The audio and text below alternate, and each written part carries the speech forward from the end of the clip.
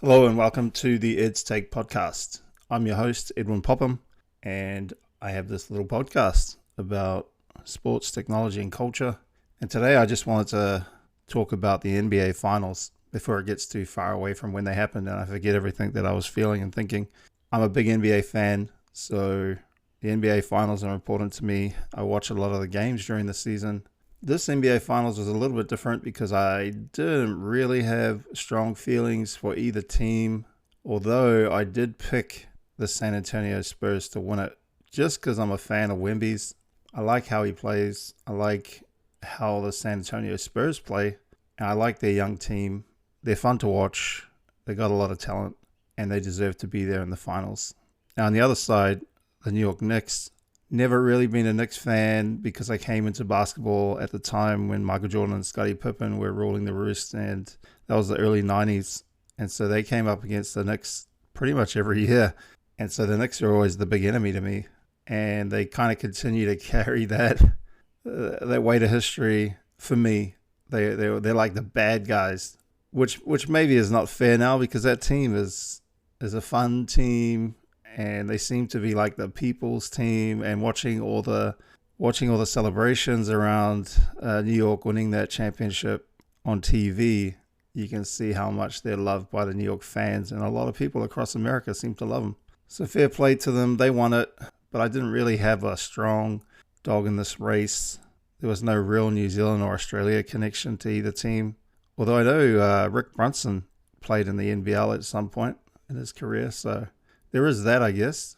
But I didn't really care too much who won, although I did pick San Antonio because I felt like they had a talented young core that would just run New York off the floor and be able to defend them so well because they all move to their feet so well. This young San Antonio team, I just thought they would have too much defense for New York.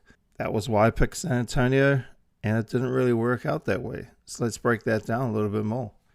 So I'm going to proudly take the L on this and say, yeah, I picked the wrong team to win it.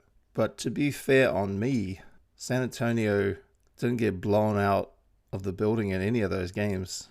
In fact, I believe they had double-digit leads in most of those games. If not five of the games, they had double-digit leads at one point of the game. And San Antonio also had that huge lead, I believe, in Game 4, which they blew. It was the all-time collapse. So, although I got it wrong, I'm gonna say I don't think I got it super wrong. Like I feel like San Antonio was competitive and led all of those games and could have easily won all of those games. But what I think that the main thing that I didn't take into account enough when choosing who I thought would win was the fact that San Antonio didn't really have enough on-court veteran leadership. They had some veterans on the bench who seemed to be really good and seemed to encourage the guys when they would get down. But on court, they really just had Wemby, who was acting like a veteran, and he's still very young. De'Aaron Fox, I think, was supposed to be the Spurs veteran guy, veteran voice on the field, on the court, and the guy that they would look to down the stretch when games got close. But De'Aaron Fox has never really been that in the NBA, and he's not that now, even though he's older than the other guys on the team. He's just not that guy, and he didn't perform like it, and it really showed when the games got tight, and they made a lot of stupid mistakes. There was no one there with a veteran voice who could gather them around and tell them to just quit it and calm down and to do this or do that to stop the runs that the Knicks were going on. So talent-wise, I think on balance, I think San Antonio might be the more talented team, but they are by far the less talented when it comes to leadership and veteran decision making. And that can never be underestimated on an NBA team, especially in the finals.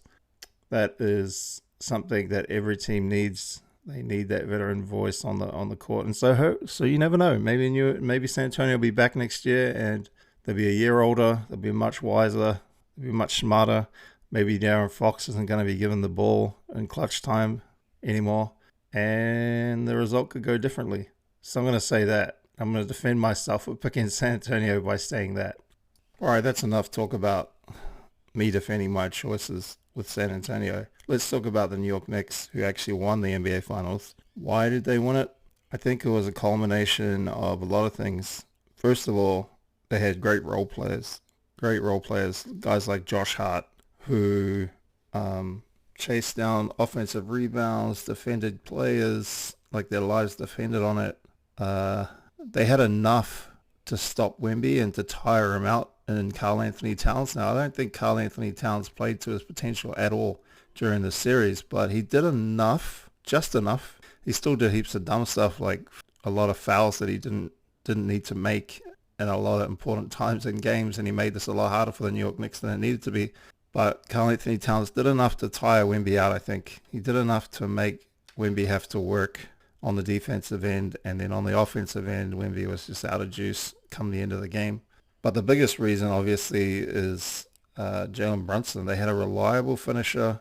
They had a reliable clutch time scorer.